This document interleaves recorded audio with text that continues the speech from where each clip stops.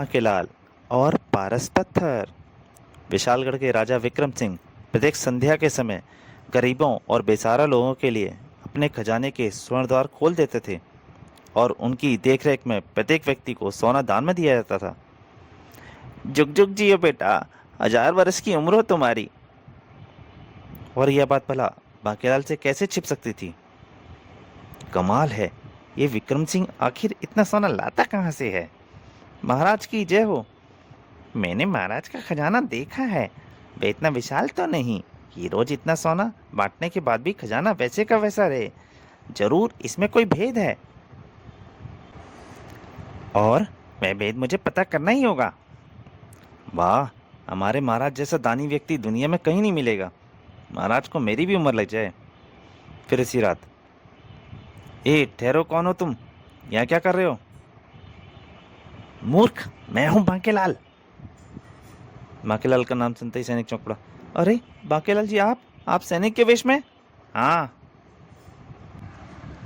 समाचार मिला है कि कुछ ठाकुर राजकोष लूटने की योजना बना रहे हैं, इसलिए आज रात ही यहाँ पहरा मैं दूंगा। तुम महल के पीछे की तरफ तैनात हो जाओ। बांके की आज्ञा मान सैनिक तुरंत वहां से चला गया। उसके जाते ही, आज रात ही शायद भेद खुल जाए। वाह बांकेलाल जी, फिर डाकुओं की क्या मजाल कि खजाने की ओर मुंह करके भी देखें। परंतु आधी रात को अचानक, ओह, ये तो विक्रम सिंह है, राजकोष की ओर ही आ रहे हैं। विक्रम सिंह ने निकट पहुंचकर उसे चाबी दी और राजकोष का ताला खोलने को कहा। महाराज, आधी रात को राजकोष क्या करने आए हैं? अभी पता चल जाएगा। लीजिए महाराज, दरवाजा खुल गया। शाबाश, अब बाहर से रोज की तरह ताला लगा दो, और अब भीतर से हम द्वार खोलने को कहें तब तक द्वार मत खोलना। राजा के भीतर जाते ही बांकेलाल ने द्वार बंद कर दिया, लेकिन ताला लगाने की बजाय वह खुले दरवाजे से सीढ़ी बनाकर भीतर की तरफ देखने लगा। यह क्या गोलमोल है? ये विक्रम सिंह बाहर ताला लगवाकर भीतर क्या करता है? भीतर राजा ने एक सोने का संदूक उठाकर उसे खोला। निकल मेरे जादुई पत्थर और शुरू कर अपना काम। राजा विक्रम सिंह पत्थर हाथ में लेकर एक तरफ रखी विभिन्न धातुओं की वस्तुओं को लेकर जा पहुंचा। लोहा, पीतल, कांस्य, तांबा, सब इस पत्थर के छुआते ही सोना बन जाते हैं। राजा ने पत्थर उन वस्तुओं से छुआ दिया। वाह, इस पारस पत्थर के रहते मेरे राज्य में कोई निर्धन नहीं रह सकता। उधर बाहर यह चमत्कार देख बांकेलाल प्रसन्नता से उछल पड़ा। अरे वाह, पारस पत्थर, यह तो मेरे पास होना चाहिए।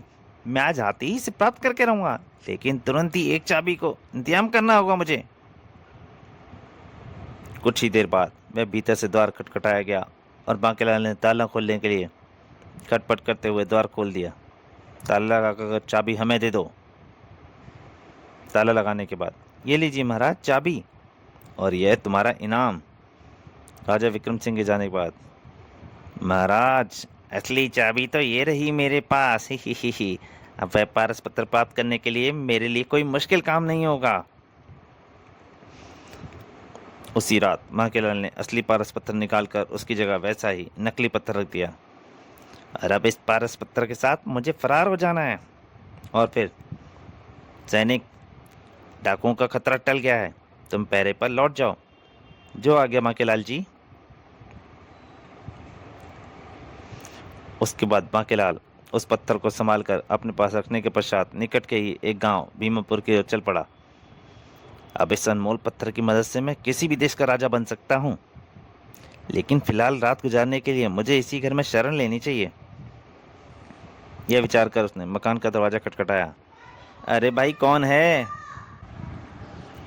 कौन है? ठहरो, खोलता हूँ। दरवाजा खोला एक गरीब कुमार ने। कहो भैया, क्यों दरवाजा खटखटा रहे थे इस गरीब के घर में? सुनो भाई, मैं परदेशी हूँ, क्या रात काटने के लिए थोड़ी जगह मिल जाएगी? घबराओ नहीं, यह सोने की अंगूठी रख लो, और भी सोना दूंगा तुम्हें। सोने की अंगूठी? शक्ल सूरत से तो यह फकीर ही लगता है, और बातें कर रहा है और सोना देने की। कहीं से भगवान ही तो दरिद्र का रूप धरकर मेरे गाय पलट करने नहीं आ गए। अब वैसे ऐसा ही है, तब तो सोने की पूरी खान मिलनी चाहिए इनसे। यह विचार आते ही मन ही मन प्रसन्न होता हुआ कृत्रिम क्रोध के साथ चिल्लाया, अरे रमुआ कलुआ, कहाँ मर गए तुम दोनों नालायकों? क्या बात है बापू, क्यों शोर मचाकर हमारी नींद खराब कर रहे हो? अरे कमबख्तो, धीरे बोलो। यह देखो, सोने की अंगूठी केवल एक रात का मेहमान नवाजी के बदले वह हमें दे रहा है। सोने की अंगूठी? उसके पास और भी सोना है। अगर वह सारा सोना हमें मिल जाए तो हमारे दिन फिर जाएंगे मूर्खों। यह सुनते ही कुमार के दोनों पुत्र बांकीलाल की ओर लपकते हुए बोले, अरे भाई, बाहर क्यों खड़े हो, भीतर आ जाओ। क्या नाम है तुम्हारा? बांकेलाल। बांकेलाल जी, आप जितने दिन चाहें यहाँ रह सकते हैं। नहीं, मुझे तो केवल एक रात ही रुकना है। अब जैसी आपकी इच्छा। तीनों उसकी सेवा में लग गए। बांकेलाल जी, हम आपको पकवान तो नहीं खिला सकते। पीतल के बर्तनों में परोसा यह सारा सूखा सूखा ही ग्रहण करें। पीतल के बर्तन? क्यों ना इन्हें सोने के बर्तनों में बदल दूं? दूसरे पल बांकेलाल ने पत्थर को उन बर्तनों से छुआ दिया। सोने में बदल जाओ। और देखते ही देखते सभी बर्तन सोने में बदल गए।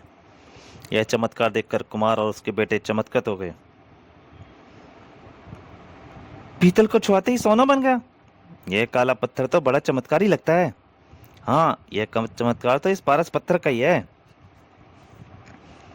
भोजन इत्यादि से निपटकर बांकीलाल सो गया।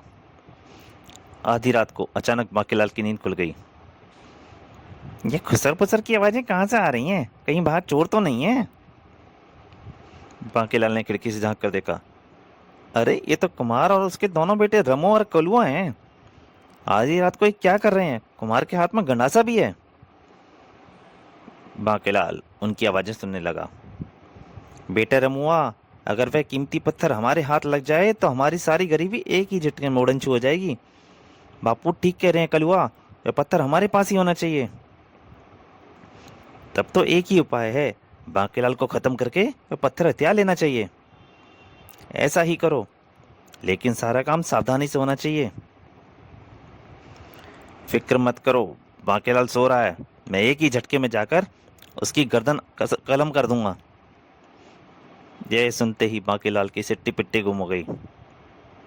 अरे बाप रे, ये तो पूरे शैतान हैं, कमबख्त मेरी जान लेना चाहते हैं। आओ चलें भीतर। दरवाजा खुलने का स्वर सुनते ही बांकीलाल के होश खराब हो गए। फिर जब कुछ और न सूझा तो उसने जल्दी से चादर पर ढक दिया कुछ तकिया और एक दरवाजे के पीछे खड़ा हो गया। अगर इनकी नजर मुझ पर पड़ गई तो खेल खत्म ही समझो। बहरा, चुपचाप गर्दन धड़ से अलग कर दो। बापू ने आगे बढ़कर गंडासे का एक भरपूर वार बांके की गर्दन पर किया। धड़ाक। और उस भयानक दृश्य को देखकर बांकीलाल कांप उठा। हे भगवान, अगर उस समय पर मेरी नींद न टूट जाती तो मेरी गर्दन धड़ से अलग हो जाती। और इस ख्याल में आतर से बांकीलाल बुरी तरह चीख उठा, आ नहीं। अरे, वह कौन चीखा? बांकीलाल, बांकीलाल तो वह रहा। क्या? अरे बाप रे, भागो, पकड़ो, जाने न पाए। वह रहा उधर। पकड़ो उसे मूर्खो, अगर वह निकल गया तो सोने की खान भी हाथ से निकल गई समझो। दोनों भूत की तरह उसके पीछे लगे हुए थे। हे भगवान, कर भला हो बुरा। उफ, कमबख्त जौक के समान चिपक गए हैं। और बांके जान बचाने के लिए एक बेल के सहारे ऊपर चढ़ता चला गया। थोड़ी देर बाद उसी घर के एक कक्ष में था। थोड़ी देर पहले उसी घर के कक्ष में। प्रिय चंदा, वह दिन कब आएगा जब मैं तुम्हें अपनी दुल्हन के रूप में देखूंगा? शायद कभी नहीं। ऐसा मत कहो। चंदा उदास स्वर में बोली, जब तक वह मेरी बड़ी बहन का विवाह नहीं हो जाता मैं विवाह कैसे कर सकती हूँ? और तुम तो जानते ही हो कि मेरी बहन कानी कुबड़ी व लंगड़ी है। अनेक रिश्ते आए मगर उसे कौन पसंद करता? फिर तो ना जाने हमें और कितना इंतजार करना होगा। तभी कोई आहट सुनकर दोनों चौंक उठे। जल्दी से बोली चंदा, लगता है कोई इधर ही आ रहा है, तुम जल्दी से भाग जाओ। ओह, मैं फिर आऊंगा प्रिय। उधर वो निकला। इधर कराए हुए बांकीलाल ने भीतर प्रवेश किया उफ, वो लोग भीतर भी आ पहुंचे हैं, यहाँ आ पहुंचे हैं। बांकेलाल को चोरों की तरफ भीतर घुसते देख चंदा चिल्लाई, कौन हो तुम? ओह, मुझे बचा लो, दो बदमाश मेरी जान लेना चाहते हैं, वो इधर ही आ रहे हैं और शायद उन्होंने मुझे भीतर घुसते भी देख लिया है। ओह, कुछ सोते हुए चंदा कपड़ों की एक गठरी बांकेलाल को देती हुई बोली, लो जल्दी से ये कपड़े पहन लो। तभी द्वार पर दस्तक हुई। चंदा ने आगे बढ़कर द्वार खोला। कौन हो तुम? हमें एक चोर की तलाश है जिसे हमने इधर आते देखा है। कहीं मैं आपका कक्ष में तो नहीं आ छिपा? नहीं, यहाँ कोई चोर नहीं आया, उसे कहीं और जाकर ढूंढो। यह कौन है? मेरी बहन। ओह। कलुआ और लमुआ वहां से चले गए। उनके जाने के बाद, तुम बहुत नेक दिल लड़की हो, अगर मैं तुम्हारे किसी काम आ सकूं तो यह मेरा सौभाग्य होगा। ओह, तो क्या तुम सच कह रहे हो? कुछ देर से चंदा का चेहरा खिल उठा। बिल्कुल सच, आजमा कर देख लो, तुम जो कहोगी मैं वो करूंगा। तो फिर तुम्हें मेरी बहन से विवाह करना होगा। विवाह लेकिन तुमने मुझे वचन दिया है, यह विवाह तुम्हें कलुआ करना ही पड़ेगा, वरना बुलाती हूँ उन दोनों बदमाशों को यहाँ। नहीं, ठहरो, मैं तैयार हूँ। यह सुनते ही चंदा प्रसन्न हो गई और नाच उठी। तुम यहीं ठहरो, मैं यह खुशखबरी अपने बापू को सुनाकर आती हूँ। चंदा के जाने के बाद बांकेलाल ने कपड़े बदलकर छज्जे के नीचे झांका। बाप रे, ये दोनों यमदूत तो अभी भी यहीं घूम रहे हैं, बाहर निकलते ही घेर लेंगे। ए भगवान, ये किसी मुसीबत में फंस गया हूं मैं। कुछ ही देर बाद चंदा लौट आई। विवाह की तैयारियां आरंभ कर दी गई हैं और तुम्हें दूल्हा बनाने का काम हमारे ये चारों आदमी कर लेंगे। चंदा चली गई। चारों पहलवान उसे दूल्हा बनाने लगे। चलो, अभी अपने फटे पुराने कपड़े उतार कर नए कपड़े पहन लो। अरे रे, क्या करते हो? बड़ी मुश्किल से तो कुबड़ी को किसी ने पसंद किया है, कहानी को तो नई आंख मिल गई। लंगड़ी को अब बैसाखी की जरूरत ही नहीं रहेगी। कहानी, काम, कुबड़ी, लंगड़ी, ये तुम क्या कह रहे हो? लो, सुन लो, जैसे तुम्हें पता ही नहीं कि तुम्हारी होने वाली दुल्हन में ये सभी गुण विद्यमान है। क्या? तो क्या मेरा विवाह कुबड़ी, लंगड़ी, कहानी, कन्या से होने जा रहा है? इधर विवाह की तैयारी जोरों से चल रही थी। जल्दी करो, आज रात ही डोली भी विदा करनी है। अरे मूर्ख, खड़ा क्यों है? मंडप सजा जाके। जी जी जी सरकार। चंदा अपने हाथों से दुल्हन को तैयार कर रही थी। मेरी बहन, आके तेरा दूल्हा तुमने ढूंढ ही लिया, और अब मेरा विवाह वही शीघ्र हो जाएगा। इधर बांकेलाल कुछ सोच सोच कर बुरा हाल था। वह चालाक लड़की चंदा मुझे अपने शब्दों के जाल में फंसा गई। अगर ये विवाह हो गया तो मैं मुफ्त में मारा जाऊंगा। बू, मुझे यहाँ से भाग निकलना चाहिए। अगर ये लाठी मेरे हाथ लग जाए तो? हमारा काम तो खत्म हो गया, अब जरा तंबाकू की एक फंकी लगा लूं। और बांकेलाल एकाएक लाठी पर चपटा। जय बजरंग बली, तोड़ दुश्मन की नली, खाए मर गया। तो दोस्तों, बांकेलाल और पास पत्थर का पहला भाग यहीं तक। इसके दूसरे भाग में आज ही शाम को आपके सामने हाजिर हूँगा। तब तक के लिए नमस्कार।